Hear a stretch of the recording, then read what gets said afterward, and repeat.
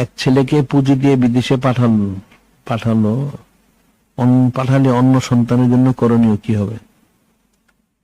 এখন পুঁজি দিয়ে বিদেশে পাঠালে তাহলে অন্য কতজন সন্তান আছে আর সম্পদ কতটুকু আছে?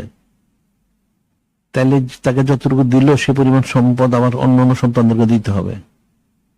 এটা হলো দুনিয়ায় যখন সম্পদ বন্টন করে, অর্থাৎ কাউকে দেয়, একজন অনেক টাকা পয়সা আছে, জায়গা সম্পত্তি প্রত্যেক সন্তানকে বললো তারা বাড়িঘর করে জায়গা দিল, ওটা ছেলে হোক মেয়ে হোক সমান দিতে হবে,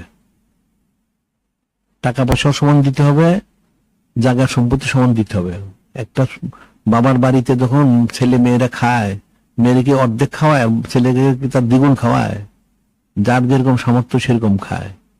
ঠিক জীবিত অবস্থায় যখন সম্পদ বন্টন করা হয় তখন সমান দিতে হবে। যে কাউকে ছেলেকে 5 লাখ 10 লাখ টাকা দিয়ে বিদেশে পাঠালে তাহলে অন্য সন্তানদের এটা হোক, তাদেরকে এরকম টাকা দিতে হবে, ছেলে হোক আর মেয়ে হোক।